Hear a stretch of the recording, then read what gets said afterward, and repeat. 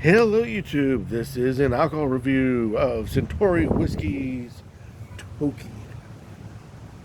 According to the label, established in 1923, Japanese whiskey, 43% alcohol by volume, 86 proof, 750ml bottle, and nothing of importance on the back. Now, Toki, from what I understand, is actually a name, a Japanese name. So there's no real definition per se past, this name also means. And what it also means is time of opportunity. So take that as you will. Oddities about this versus, say, the American or European is that the pull tab is on top of. There is a paper that goes around, almost like a tar paper in thickness. No tar, but a tar paper in thickness. As in, it has fibers built into it. If you ever worked on a roof, you gotta handle some tar paper for roofing. And it is tough as can be. So, I would have taken this off before shooting, but I wanted to point out the pull that was on top of, dang nabbit, on top of the, there we go. Alright, now we're in action. No cork. It is a screw top with their name written on top of the screw top. Interesting. Wow, the nose comes woofing off pretty well. There we go.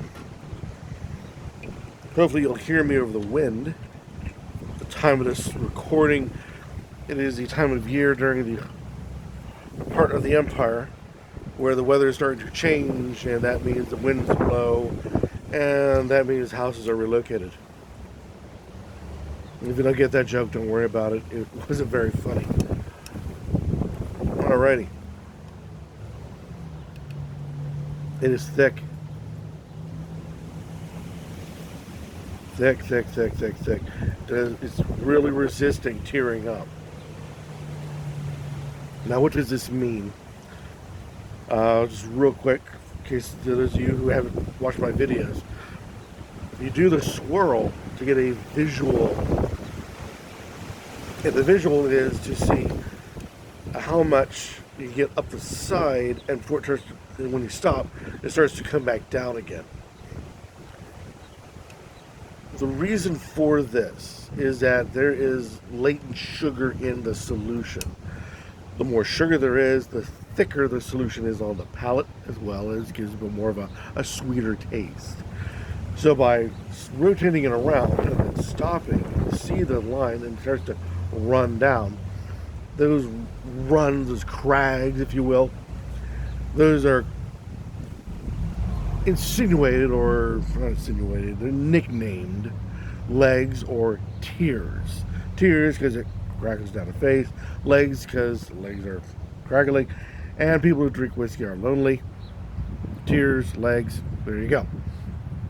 The faster it tears, the less sugar in solution, which means the lighter it is on the palate. The slower it tears, the heavier it is on the palate, the sweeter it will be, in theory. Please note that this doesn't always, just because the visual says it's going to be sweet and syrupy, does not necessarily mean it's going to be sweet and syrupy. But it gives us an early idea, an early look into what we may taste. And that's always a help. And from what we can see, from what I can see, that this is going to be thick, like syrup. Alrighty then. The next reason why we do the swirl is that the evaporation on this other glass. This is a Glencairn glass. If you notice, you're like, well, why is it only poured up? This is actually the maximum amount for Glencairn. It focuses up the top like a chimney, so you get more of a smell. 70% or more of what you taste comes through the nose. So a Glencairn glass helps enhance the taste by getting much more of it to the nose.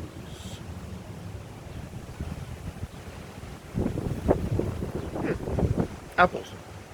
Apples and grape. With a whiskey, I don't normally get that. I mean, I normally get like oranges and stone fruit, pear, things along that line. But apples, I mean, like straight out of an orchard. And great. Burn, no. Bite, no. I wouldn't. If you would have handed this to me and not told me that it's a whiskey, I wouldn't have even believed you that it was an alcoholic beverage. Oh, that was the other thing I wanted to point out real quick before I forget. Suntory Whiskey. No E. Europeans tend to put the E in.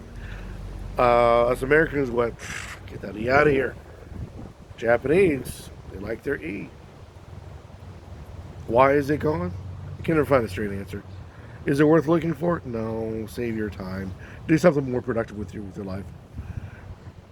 Now, sweet, no bite. It looks thick and syrupy, so it should be sweet. Taste of apples, taste of orange.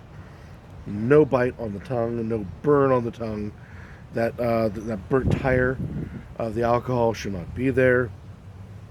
We shall see.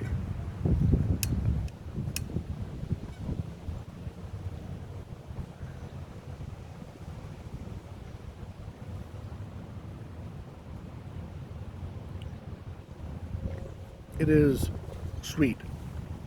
Very, very sweet. Apple, grape. Your usual spices are not there. Bits of vanilla, maybe. I said I always have stone fruit on the palate when I sip a whiskey. No stone fruit at all.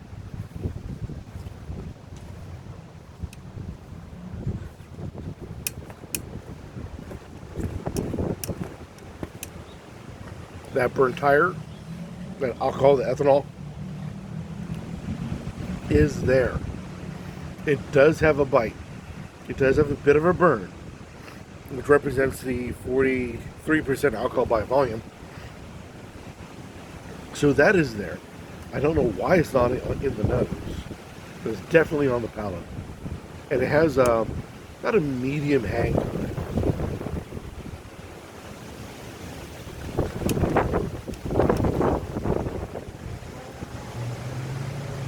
So it's, which is odd because it hits you these wonderful, dare I say, summer flavors. They vanish, but it trails out, giving it that medium hang time. So, short first burst, long trail out. It leaves you with this bit of a burn, bit of a bite, from beginning to end.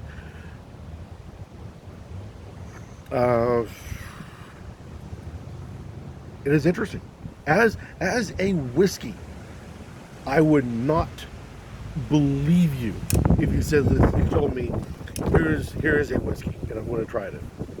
The flavor profile is not commonly there that I get from all sorts. Now I will say, he's a man. Scotch, part of the whiskey family. That has a bit of its own little flavor profile due to that grassy taste that it has with the peat that's in it. It has its own key characteristic. I wonder if all Japanese whiskeys have this kind of a profile to it. I've only ever had geez, maybe one or two, and that was years ago. So I have memory of exactly what they tasted like. It's long faded, I'm afraid. So there's nothing for me really to compare it to. Now, I was listening to a couple of guys review this and compare it to Irish whiskeys. Now, I would, in the body and a bit of the flavor profile, and I myself am a fan of Irish whiskeys. I do like the lighter, non-destructive to my palate that they can be. This is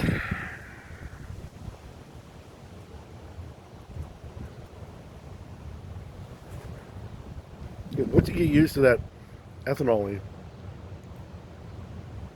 it's a fruit ball. It is an absolute fruit ball, and nothing like an Irish whiskey, other than it's agreeable, like an Irish whiskey, to my palate. Of time of year, summer.